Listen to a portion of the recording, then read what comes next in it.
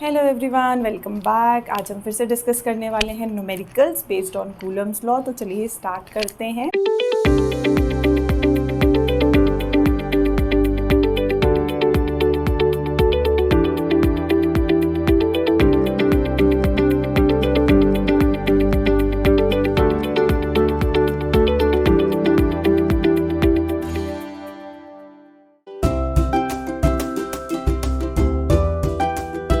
आज का first question है, two particles having charge Q।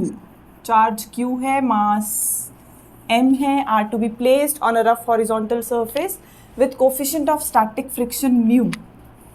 ये हमने 11th क्लास में किया था लॉज ऑफ मोशन में। Coefficient of static friction, what can be the minimum separation between them so that they remain stationery. सबसे पहले क्या है, हमारे पास दो चार्जेस हैं, दो चार्ज ऑब्जेक्ट्स अगर ऐसे पड़े हैं जिनका चार्ज Q और मास M, चार्ज Q और मास M, ऐसे हमारे पास दो बॉडीज़ हो गई। तो अगर ये दो बॉडीज़ हैं जिनका चार्ज Q है हमारे पास, और हमने बोला जिसका हमारे पास मास क्या हमने ले लिया, M ले लिया, तो basically charged objects, charge particles, bodies जिनका कुछ ना कुछ मास भी है, और मास कितना गिवन है, M गिवन है।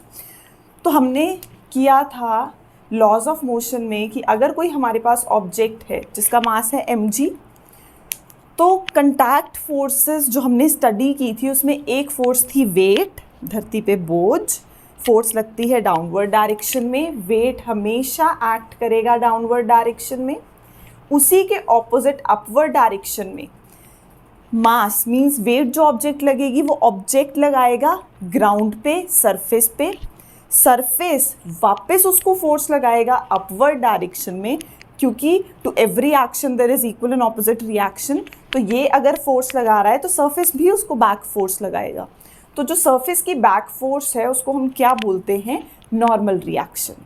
तो ये हमारे पास दो फोर्सेस थी, और इसके अलावा हमने किया था कि अगर कोई अप्लाइड फोर्स है, हम ऑब्जेक्ट को इस तरफ को फोर्स लगा रहे हैं, तो उसी के ऑपोजिट सरफेस और ग्राउंड के बीच में एक फोर्स लगती है फ्रिक्शनल फोर्स, एक फोर्स लगती है फ्रिक्शनल फोर्स।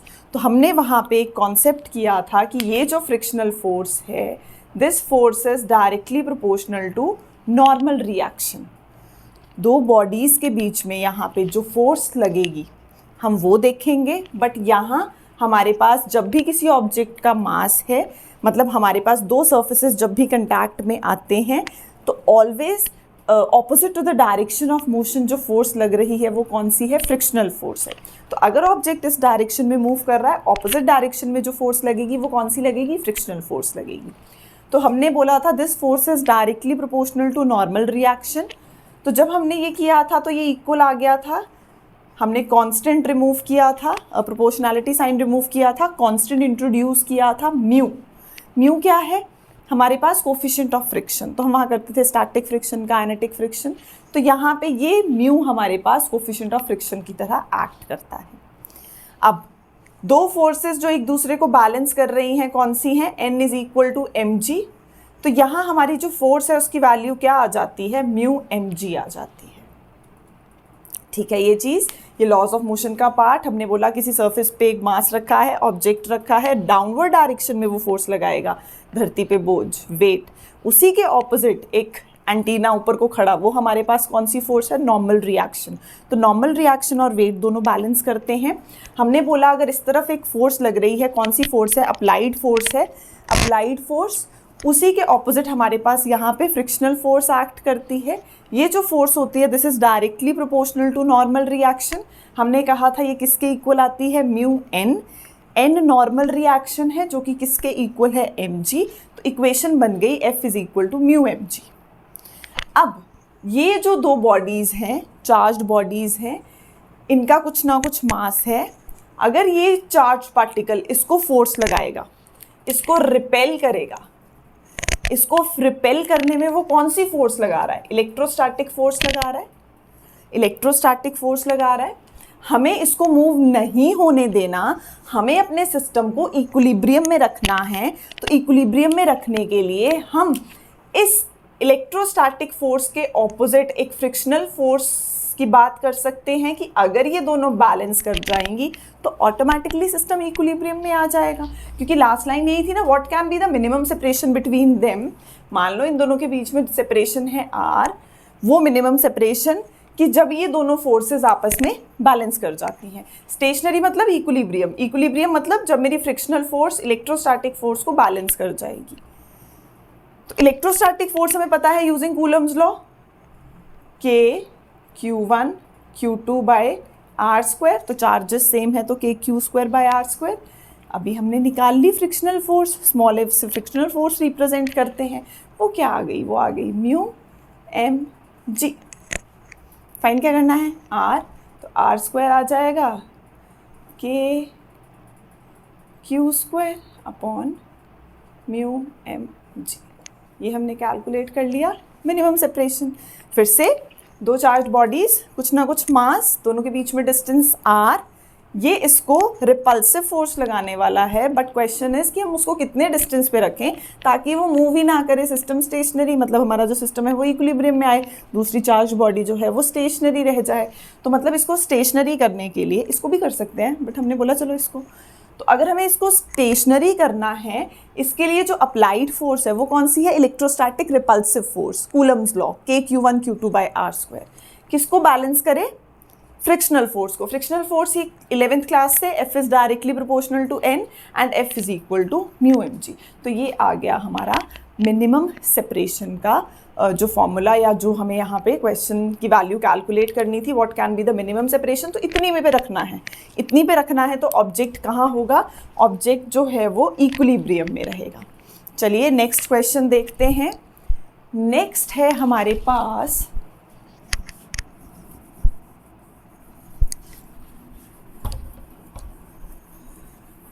सेकेंड क्वेश्चन में है, a charge Q is divided into two parts such that they experience maximum electrostatic force when placed at a certain distance apart.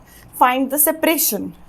फिर से एक चार्ज कैपिटल Q है जिसको डिवाइड किया है दो चार्जेस में। मान लो एक बॉम्ब एक्सप्लोड हो गया, दो पार्ट्स में डिवाइड हो गया, तो मतलब दो पार्ट्स में जो डिवीजन हुई है, हमने बोला एक चार्ज Q है, उसको हमने डिवाइड कर दिया दो पार्ट्स में।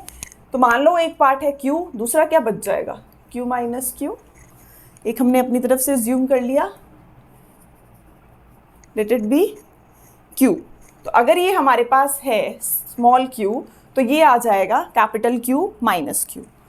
अब उसने बोला है they experience maximum electrostatic force when placed at a certain distance apart, find the separation. फिर से सेपरेशन फाइंड करनी है, फाइंड द सेपरेशन नहीं होगा, फाइंड द मैग्नीट्यूड, और find the separation of the charges, और फाइंड द मैग्नीट्यूड ऑफ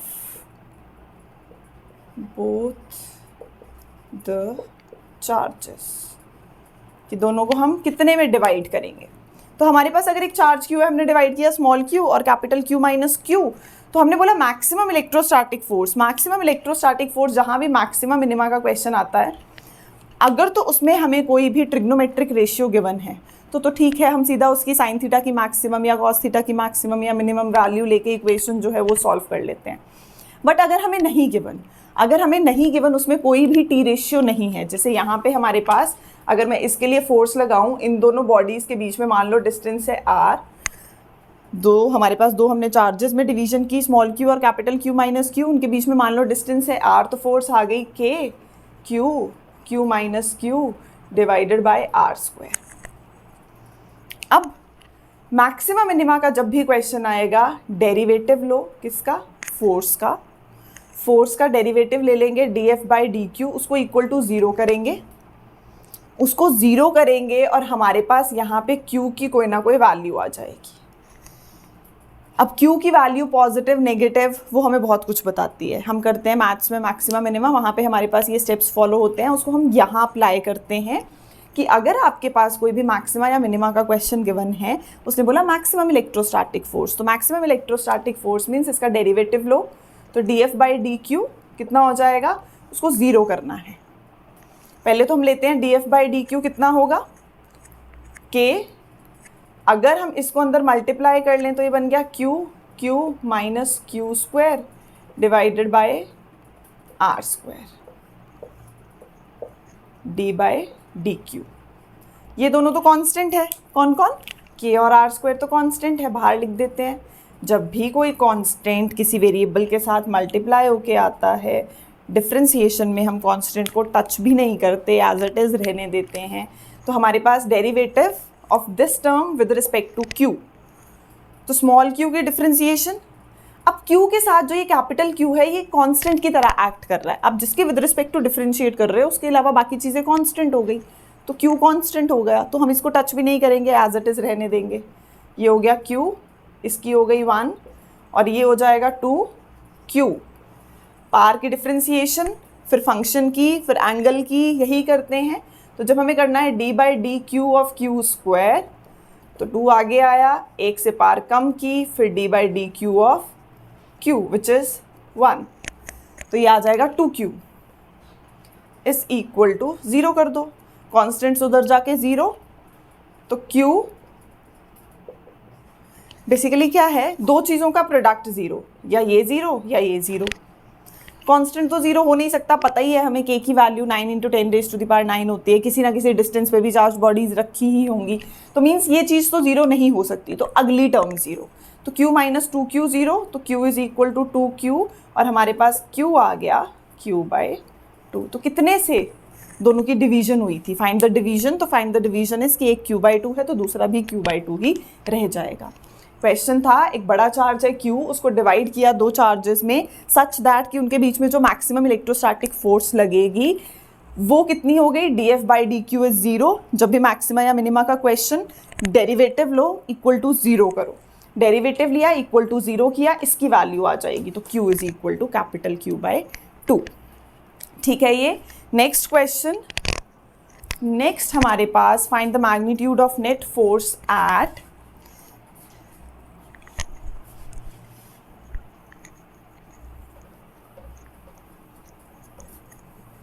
ये भी हमारे पास कूलम्स लॉ पे based superposition principle. Magnitude of net force किस पे फाइंड करना है, ये है मेरा बेचारा, ये है बेचारा, ये है बेचारा और ये है। अब एक चार्ज इधर पड़ा है, एक इधर पड़ा है, अलॉन्ग दी एक्स एक्सिस है, ये वाली चीज़ -L हो गई डायमेंशन, ये +L हो गया। अब ये Q, इस Q को क्या करेगा, रिपेल करेगा, ये बेचारा है, सेम चार्जेस हैं तो ये उसको रिपेल करेगा, रिपेल करेगा मतलब अपने से दूर फोर्स लगाएगा, कितनी फोर्स, KQ² बाय L²। ये भी क्या करेगा, इसको रिपेल करेगा, कितनी फोर्स लगाएगा, K2Q into QQ² bye L²। तो नेट कितनी लगेगी, 2KQ² bye L² minus KQ² by L²। तो हमारे पास नेट आंसर कितना आ जाएगा, KQ² by L²। In which direction, negative और -I कैप। सेम चीज़ यहाँ, x इज इक्वल टू 0 पे चार्ज पड़ा है, -L +L, सेम चीज़ है बट यहाँ पे चार्ज 2Q था, यहाँ सिंगल Q है। अब ये इस बेचारे को क्या करेगा, रिपेल, ये भी इसको क्या करेगा, रिपेल। तो दोनों की फोर्सेस की डायरेक्शन, इसकी जाएगी इधर KQ² अपॉन L², इसकी आ गई KQ² अपॉन L², दोनों की direction opposite, magnitude same, cancel हो गई, नेट फोर्स कितनी हो जाएगी, 0। सुपरपोजिशन प्रिंसिपल लग रहा है कि इस बेचारे पे इन दोनों की वजह से कितनी फोर्स लगने वाली है। अब सेम चीज़ इसकी वजह से, यहाँ एक ही चार्ज है, दोनों क्या हैं, पॉजिटिव, तो ये इसको क्या करेगा, रिपेल, कितनी फोर्स के साथ, KQ² अपॉन L² के साथ। यहाँ पे अब ये -Q + Q, ये इसको अपनी तरफ क्या करने वाला है, अट्रैक्ट, ये इसको क्या करेगा, अपनी तरफ अट्रैक्ट, ये इसको क्या करेगा, रिपेल। इसकी फोर्स कितनी हुई, K3Q बाय L², इसकी फोर्स KQ² बाय L²। तो दोनों को ऐड कर देंगे क्योंकि सेम डायरेक्शन में है, और नेट आंसर हमारे पास फिर along the negative x axis, ये आ जाएगा फोर्थ का। फिर से ये मेरा बेचारा था जिस पे हमें फोर्स कैलकुलेट करनी है, इसकी वजह से भी रिपल्सिव, इसकी वजह से भी रिपल्सिव, दोनों में से एक में पॉजिटिव साइन एक में नेगेटिव साइन, डायरेक्शन ऑपोजिट है, तो आंसर ये आ गया। फिर ये बीच में इसकी वजह से भी रिपल्सिव, इसकी वजह से भी रिपल्सिव, दोनों सेम डिस्टेंस पे हैं, दोनों का मैग्नीट्यूड भी सेम है, तो नेट फोर्स 0 हो जाएगी। अब यहाँ चार्ज ही एक है तो उसको रिपेल करेगा इतना, ये इसको रिपेल करेगा इधर और ये इसको अट्रैक्ट करेगा अपनी तरफ। तो इसने इसको अट्रैक्ट किया, इसने इसको रिपेल किया अपने से दूर, तो ये हमारे पास नेट फोर्स आ गई। चलिए बेटा बाय।